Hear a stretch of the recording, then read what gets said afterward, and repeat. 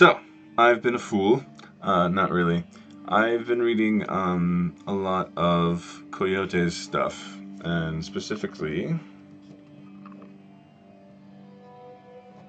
Teachings of a Toltec Survivor. Um, and I've been working through The Golden Flower, which is also great. This is a book on how to use dreams to wake up. Please appreciate the irony of that. So, Teachings of a Toltec Survivor came out a while ago, and it was basically a transcript of these workshops. They have taken it and put it into a more easily accessible and readable book form. Um, Other than that, it's pretty much the same, you know? And if you've read the first one, then I would still recommend picking it up just because it's like more pleasant to me to see it in that format.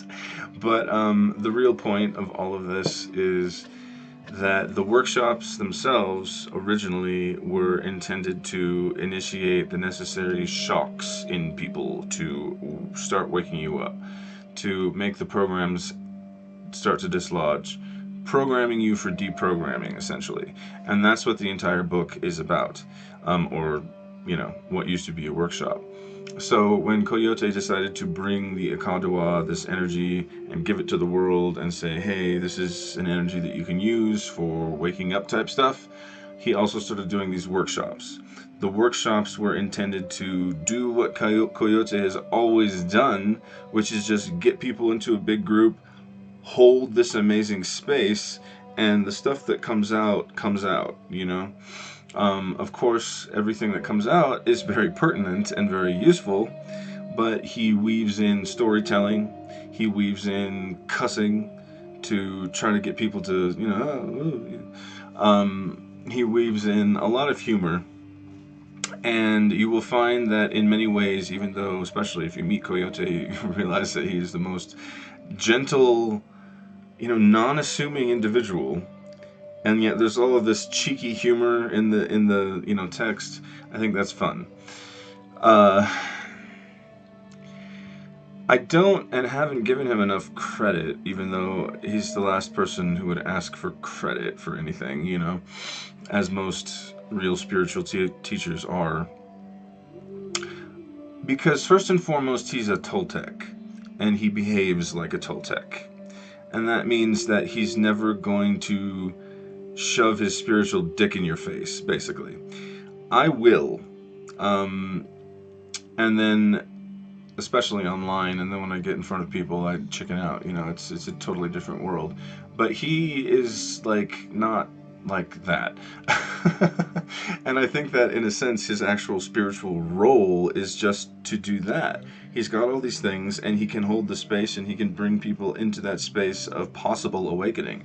And he is a Nagwal or whatever, and so he's able to hold these weird spaces so that even if it's not the words in particular, everything is all connected together. When you're there, you will have an experience of some kind. Even if it's subtle and in the back of your brain somewhere, or later comes out in your dream space or whatever, being around a person like that, like Koyote, will start to wake you up, And rather than try and tell you how awesome the book is and all of the amazing experiences, and that you will even see Koyote as a young person grappling with the idea of is magic real, and all of these wonderful things that just give so much color and freshness to the experience of trying to wake up, and also reality to spiritual realities. It gives reality to magic, to the idea that you can shift planes at any time. Not at any time, but for someone who was as naturally as unprogrammed as Coyote was, he did have experiences of just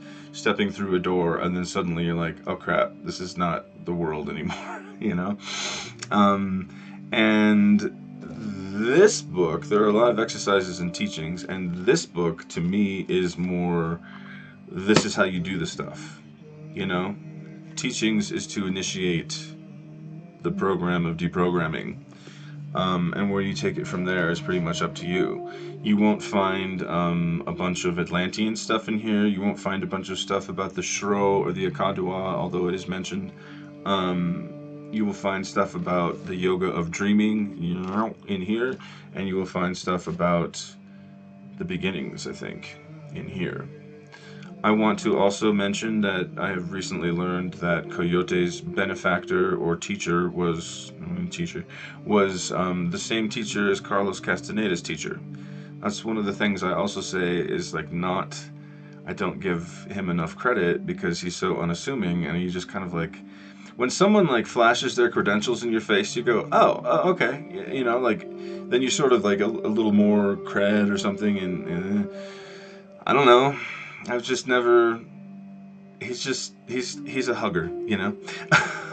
So I've never been, yeah, I've never been like, whoa, Coyote's awesome. Like I've never been like he's not awesome, but you know.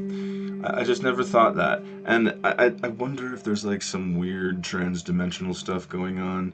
I don't know that the way Castaneda wrote about his benefactor was exactly like the way he experienced things. I think he was also weaving this sort of like trans-dimensional spiritual narrative from Mars. I don't know what was going on there exactly, if anything at all.